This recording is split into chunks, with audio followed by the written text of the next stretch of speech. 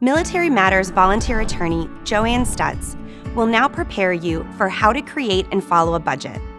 Joanne is a former law clerk for the bankruptcy judge for the Western District of Missouri and a current board member of the Kansas City Bankruptcy Bar Association. Oftentimes, people think budgeting is time-consuming, complicated, takes too much effort, and is meant for people who are great at math.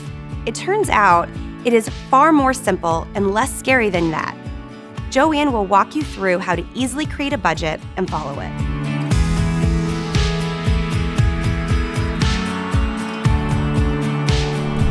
For almost 40 years, I have represented people who have one primary thing in common.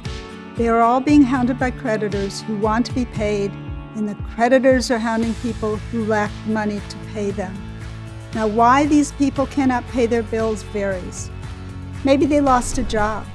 They have medical problems and the bills that accompany those problems. They have student loans. Perhaps they are just spending beyond their means.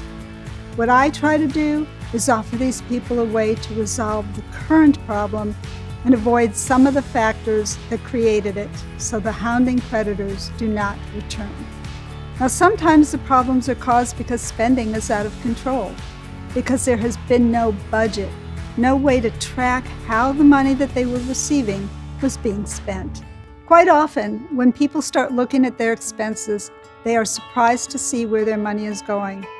I had one person tell me that when he started having to write down all of his expenses, he realized that he was spending a whole lot of money at Quick Trip every day, and all those stops add up. This was money that he didn't have and didn't need to spend. I hope to help you understand why you should have a budget, what a budget is, and how you create one that suits you. So how does a budget help you? A budget will help you develop good financial habits, which can relieve some of the emotional stress and ultimately help you achieve your financial goals.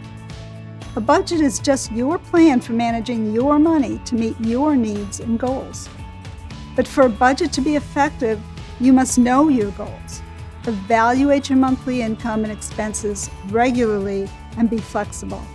This is not a one-size-fits-all. The format is pretty simple, but how you follow and live within it is entirely up to you. Now, if you don't like the word budget, and some people don't, call it effective money management or anything else. Track your income and your expenses and start to live within the boundaries created by them. But how do you create a budget? It begins with a plan for how you will track your spending, adjust to changes in income and spending, and both reach your goals and strengthen your spending self-control. Simply put, a budget is your list of what money you receive every month balanced against the money that you spend. Now let's create your monthly budget. Hopefully you have a pad of paper handy or maybe even a computer with Excel open. Draw a few lines down the middle to create 4 columns. In the first column, list all sources of income. In the second column, how much you received.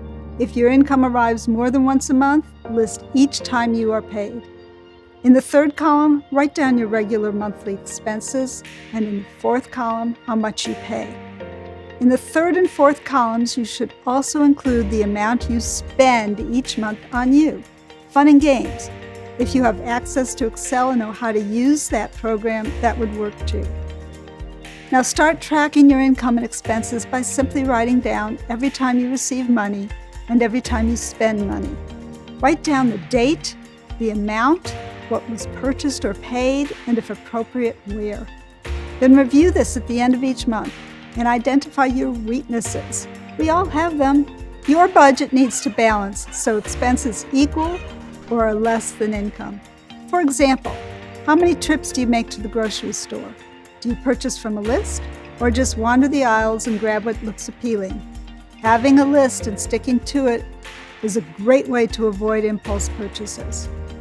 How often are you eating out and where? Include Quick Trip and fast food places. How much do you spend each time? Clothing. How often do you buy on impulse rather than because you need the item? Entertainment, fun and games, movies, liquor, eating out sometimes. Pay-per-view TV, HBO. Do you watch it all those channels or have it because it has become a habit. Subscriptions, magazines, newspapers, online sources that are not free, and general stuff. This is for the things that do not fit really into a category. Cigarettes, alcohol. I just want you to identify where you may spend your money. After a month or two of this, you will find yourself mentally checking your spending, which leads to saving some instead of spending all. Now, I know this appears daunting and way too much work. I have been doing this in one form or another since I was a child. My father made me and my sisters keep track of our money from a young age. We had ledger books, and we had to write down where our money came from, allowances and babysitting primarily, and then how we spent it. I believe Dad discussed with us expenditures that he thought were not necessary. I did not realize how ingrained those lessons were until I was on my own, because I have never stopped. I hope that some of what I have offered today can help you get started. If you can keep track of your money and know where you need to spend it, you can also know how much you can spend on splurges, because you should not have to live without some fun and frivolity. Budgeting just helps you save so you can splurge on occasion.